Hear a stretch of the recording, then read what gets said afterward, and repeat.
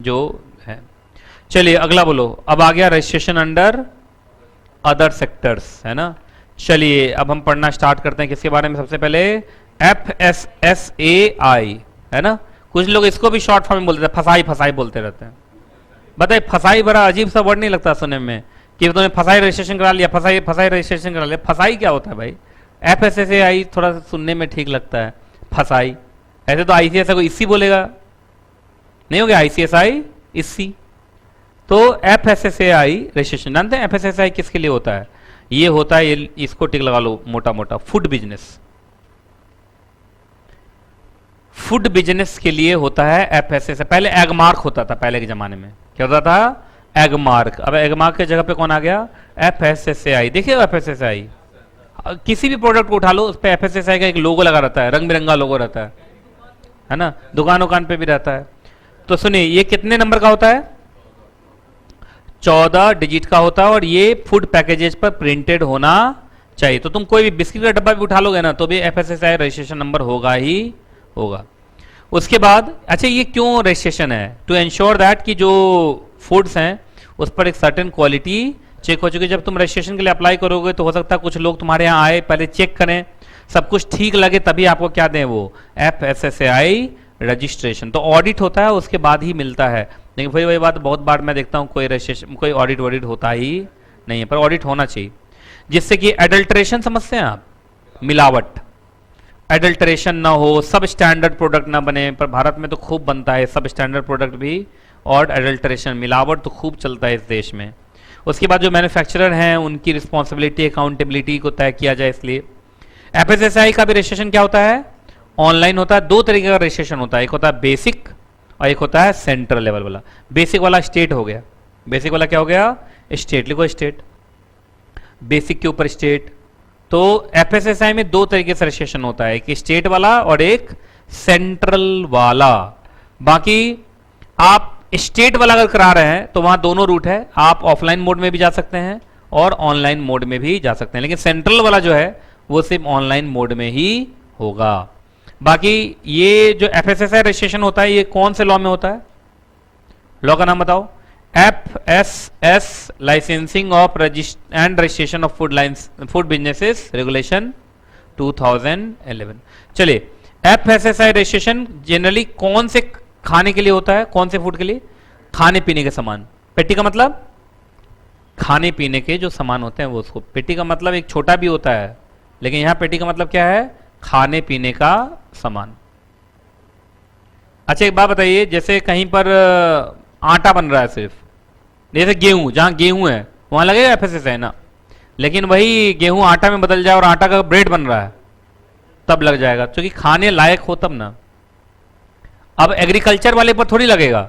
ऐसे में तो हर एग्रीकल्चर में मालूम चला, एक तो वो कौवों को भगाने के लिए लगाते हैं, वहां पे FSSAI का भी लगा रहेगा। नहीं, कौवों को भगाने के लिए क्या लगाते हैं?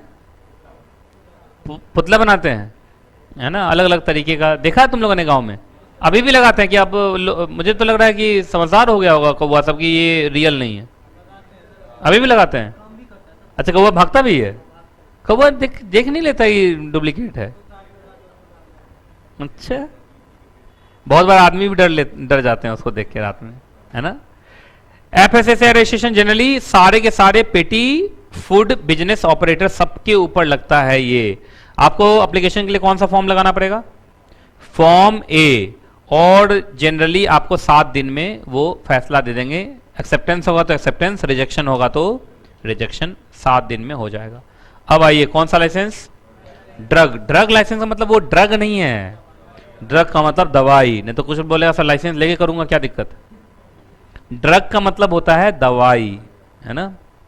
चलिए अगर भारत में आप कोई फार्मेसी बिजनेस करना चाहते हैं, कौन सा बिजनेस करना चाहते हैं? फार्मेसी, समझते हो फार्मेसी? तो उस केस में आपको central drug standard control organisation या state drug standard control organisation से लाइसेंस लेना पड़ेगा। ज्यादातर मामले किसके हाथ में आते हैं? स्टेट वाले के हाथ में आते हैं। ठीक है, अगर आप चाहते हैं आपको ड्रग लाइसेंस मिले तो उसके लिए कुछ रूल है। पहला रूल ये है कि एरिया, अगर आप मेडिकल शॉप खोलना चाहते हो, फार्मेसी शॉप खोलना चाहते हो या होलसेल आउटलेट, तो 10 स्क्वायर मीटर का एरिया आपके पास पहले से होना चाहिए। लेकिन अगर आप रिटेल और होलसेल दोनों मिक्स करोगे तो फिर वो 10 नहीं होगा, कितना हो जाएगा, 15 स्क्वायर मीटर हो जाएगा। स्टोरेज के लिए आपके यहाँ रेफ्रिजरेटर होना चाहिए, फ्रिज होना चाहिए और एयर कंडीशन भी होना चाहिए। जैसे वैक्सीन होती हैं, सेरा, इंसुलिन इंजेक्शंस, ये सब शायद फ्रिज में ही रखे जाते हैं, तो इसलिए फ्रिज तो होना ही चाहिए। स्टाफ आपके यहाँ होने चाहिए। अब स्टाफ कौन, होलसेल अगर कर रहे हो तो होलसेल में तो दवाई रिटेलर की तरह बेचा नहीं जाता, वो तो सीधे सप्लाई होता है। तो बोला कि वहां 3 तरीके के लोग में से कोई भी रह जाए तो काम चल जाएगा, क्योंकि होलसेल में एंड कंज्यूमर को नहीं दिया जा रहा है, वो तो सिर्फ दुकान वाले को दिया जा रहा है। तो वहां तीनों में से कोई भी रहे तो चलेगा। या तो कोई फार्मासिस्ट हो, जानते हो फार्मासिस्ट एक कोर्स होता है ना, बी फार्मा ऐसे, हाँ B pharma, D pharma, diploma भी होता है, ये सब भी होता है। तो रजिस्टर्ड फार्मासिस्ट के नजर में होना चाहिए, या वो वहां खड़ा रहे, या कोई ऐसा कॉम्पिटेंट पर्सन खड़ा रहे जो ग्रेजुएट हो और कम से कम कितने साल का एक्सपीरियंस हो ड्रग्स में, 1 साल का। या कोई भी ऐसा पर्सन जो क्या पास किया हुआ है, SSLC और 4 साल का एक्सपीरियंस हो, है ना, 4 साल का एक्सपीरियंस हो, और उस एक्सपीरियंस के लिए उसको एक डिपार्टमेंट ऑफ ड्रग्स से क्या लाना पड़ेगा, अप्रूवल लेटर लाना पड़ेगा। तो इन तीनों में से कोई भी खड़ा रहेगा तो भी चलेगा। और लिखा हुआ, तो 1 2 3 तुम लिख दो।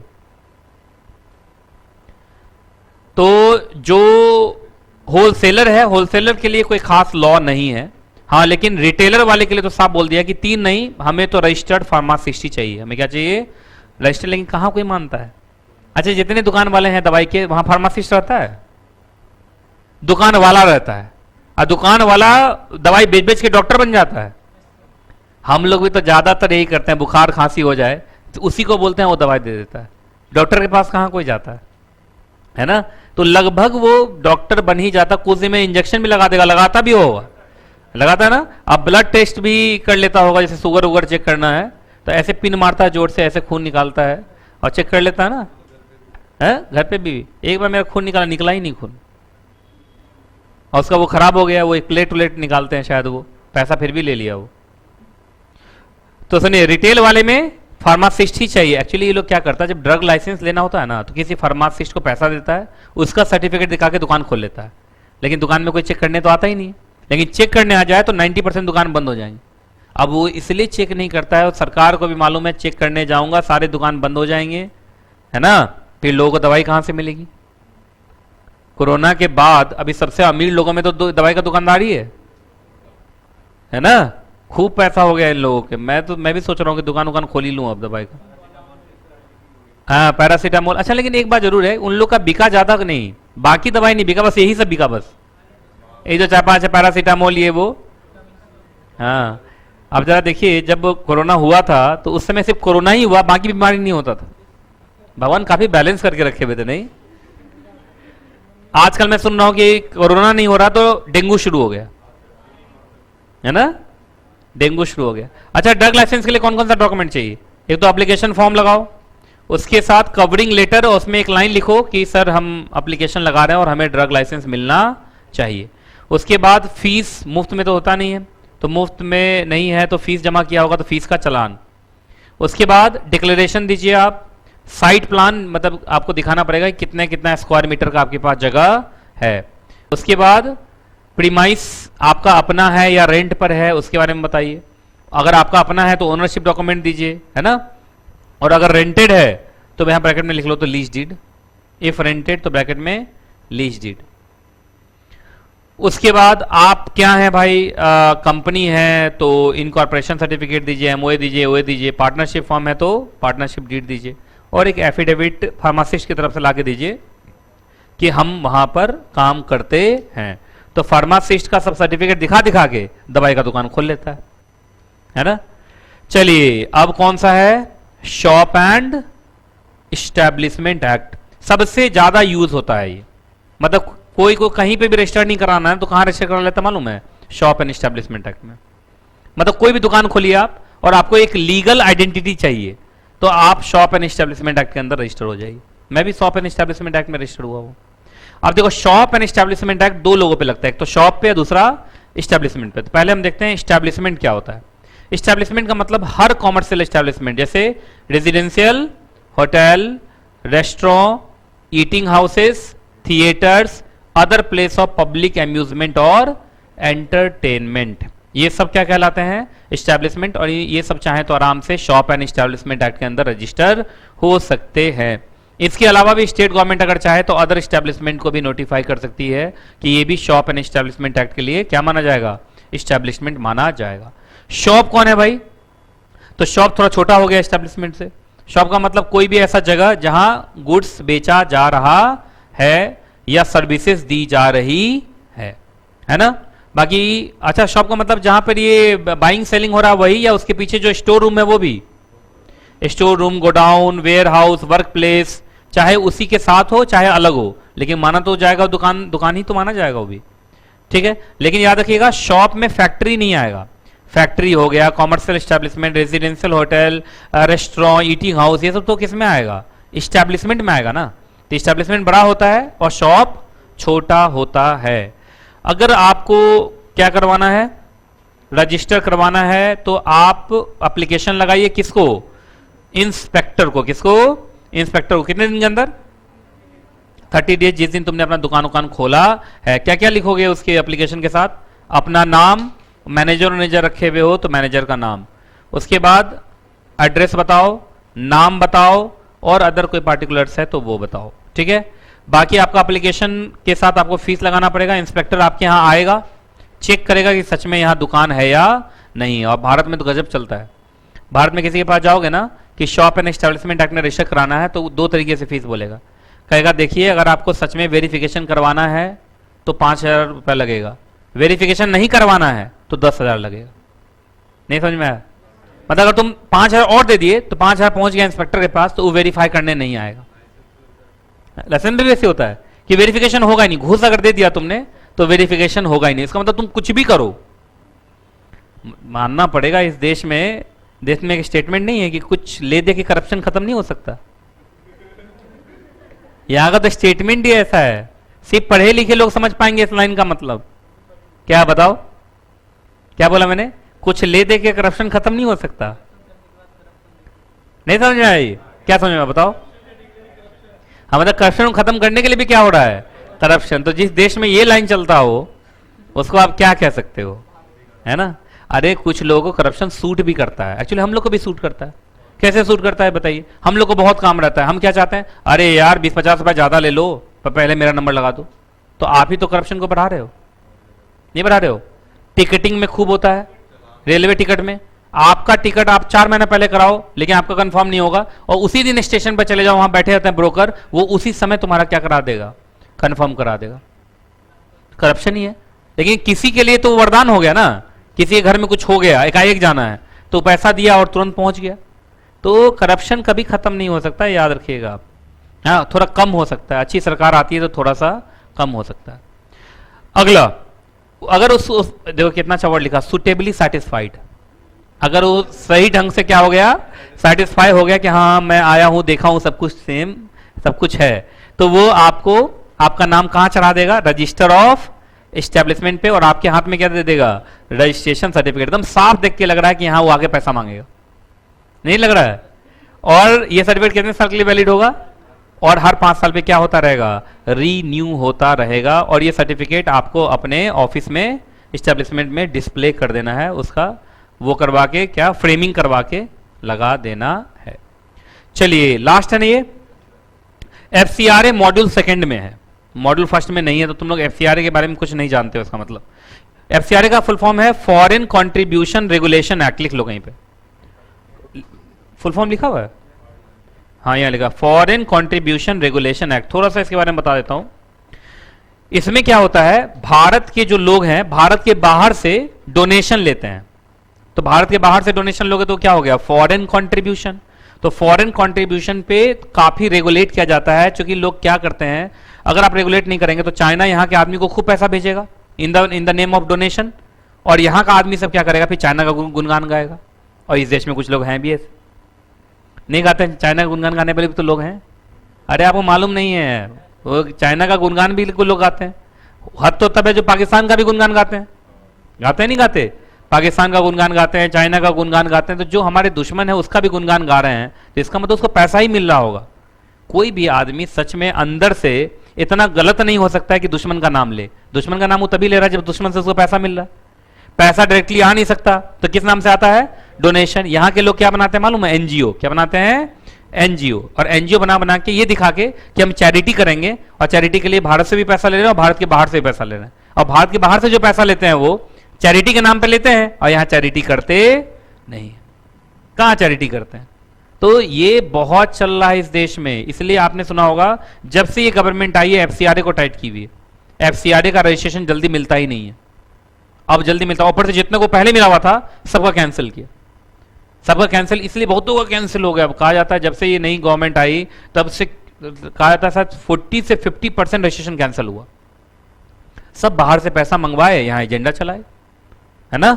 ये खूब हो रहा था इस देश में, तो अब जाके इसको रोका गया है। लेकिन एक बात बताइए, सारे लोग गलत भी नहीं होते, कुछ लोग सही भी होते होंगे, नहीं होते होंगे?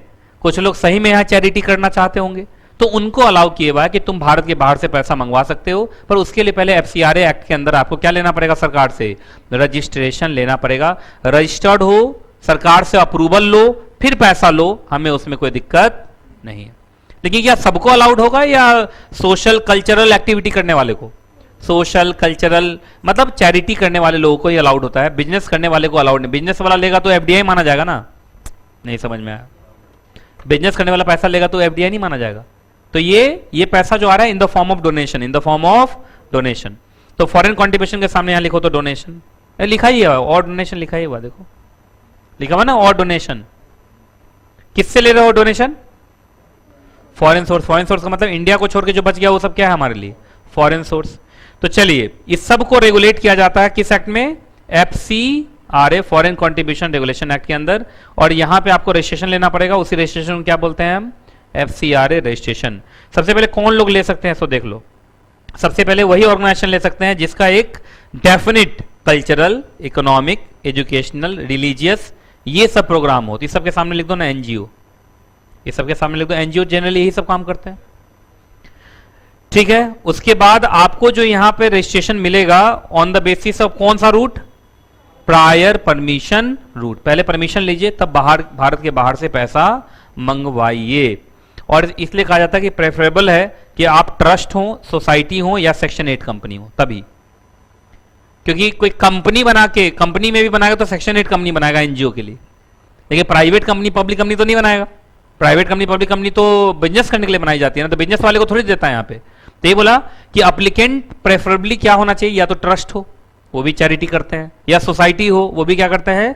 चैरिटी करते हैं, या कंपनी हो तो तुम सेक्शन 8 कंपनी हो। इसके अलावा कुछ हो गए तो हो सकता है तुम्हें एफसीआरए रजिस्ट्रेशन ना मिले, ठीक है। बाकी ये जो नॉट फॉर प्रॉफिट एंटिटी होने चाहिए, तुम क्या होने चाहिए?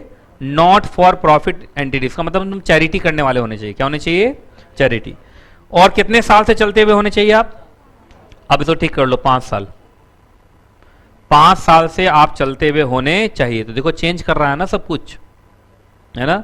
उसके बाद आज तक तुमने बिना सेंट्रल गवर्नमेंट के अप्रूवल के आज तक तुमने कोई भी क्या ना लिया हो? फॉरेन कंट्रीब्यूशन ना लिया हो। क्योंकि अगर तुमने पहले से फॉरेन कंट्रीब्यूशन लिया है तो इसका मतलब तुम अच्छे नहीं हो, तुम्हें नहीं मिलेगा फिर। और भी है, आप कम से कम कितना पैसा खर्च किए हो अपने एम्स एंड ऑब्जेक्टिव पे? 10 लाख कम से कम आपका खर्च हुआ होना चाहिए, जिससे हमें पता लगे कि तुम सच में चैरिटी करने वाले लोग हो। अच्छा, इसमें एडमिनिस्ट्रेटिव एक्सपेंडिचर नहीं लेंगे, जैसे तुम स्टाफ को सैलरी देते हो वो काउंट नहीं होगा। मतलब पूरा 10 लाख प्रॉपर दान में जाना चाहिए, चैरिटी में जाना चाहिए। उसके बाद लेकिन अगर मान लीजिए आप न्यू रजिस्टर्ड एंटिटी हैं, तो मतलब 5 साल नहीं हुआ आपको, आज एकाएक मन में हुआ कि आज हम चैरिटी करेंगे और उसके लिए हम एफसीआरए रजिस्ट्रेशन लेना चाहते हैं, तो पिछला 5 साल तो कुछ है नहीं, 0 बटा सन्नाटा तुम्हारा, तो वो भी अलाउड है। उस केस में भी आपको मिल जाएगा, लेकिन उस केस में स्पेसिफिक मिलेगा। स्पेसिफिक मतलब जनरलाइज्ड परमिशन नहीं, स्पेसिफिक। कौन काम के लिए पैसा चाहिए, कितना चाहिए, क्यों चाहिए, सिर्फ इसी बात के लिए परमिशन। मतलब जनरलाइज्ड परमिशन नहीं, सिर्फ उसी चीज के लिए परमिशन मिलेगा। तो अगर आप न्यू रजिस्टर्ड एंटिटी हैं तो स्पेसिफिक एक्टिविटी के लिए, स्पेसिफिक पर्पस के लिए, from a specific source only, है ना। मतलब जनरलाइज नहीं। अच्छा, जिनको जनरल मिल जाता है वो फॉरेन सोर्स में किसी से भी ले सकते हैं, कितना भी ले सकते हैं, किसी भी काम के लिए ले सकते हैं, लेकिन इनके लिए क्या बोला कि सिर्फ स्पेसिफिक लोगों से स्पेसिफिक काम के लिए ही मिलेगा, अदरवाइज आपको लेना नहीं है। और वो भी कौन से मेथड से मिलेगा? PP method. पीपी मेथड मतलब प्रायर परमिशन मेथड। एफसीआरए के लिए रजिस्टर्ड अगर होना है तो कौन से फॉर्म में एप्लीकेशन लगाओ? FC3 के साथ क्या क्या अटैच होगा? आप रजिस्ट्रेशन सर्टिफिकेट दीजिए या ट्रस्ट है तो ट्रस्ट डीड दीजिए। उसके बाद मेमोरेंडम ऑफ एसोसिएशन आर्टिकल का वो वाला पेज दीजिए जिसमें क्या लिखा हुआ तुम्हारा? AIIMS and objective. पिछले 3 साल का क्या दो? एक्टिविटी रिपोर्ट, क्या कर रहे थे पिछले 3 साल में तुम। उसके बाद पिछले 3 साल का क्या दो? Audited statement of account. और एक बार एफसीआरए का रजिस्ट्रेशन मिल गया तो कितने साल तक वैलिड रहेगा? ये 5 साल तक वैलिड रहेगा। तो इसी के साथ ये चैप्टर हो गया खत्म। जो बच्चा बोला था आईडीआरए नहीं पढ़ी, कौन आ रहा है? अगला ही चैप्टर है, देखो ये आईडीआरए एंड एमएसएमई। देखो ये देखो ये देखो ये देखो ये देखो सब पढ़ा हुआ है। देखो इसी में आईईएम सब भी है, ये पढ़ा दिया मैंने, ये पूरा का पूरा नया पढ़ा दिया है ना, नया भी पढ़ाया और ये सब भी तो पढ़ाया, ये सब। हाँ हाँ, तो अगस्त से पहले पढ़ाया होगा। ठीक है, बात समझ में आ गई ना? तो ये भी आपका हो गया खत्म।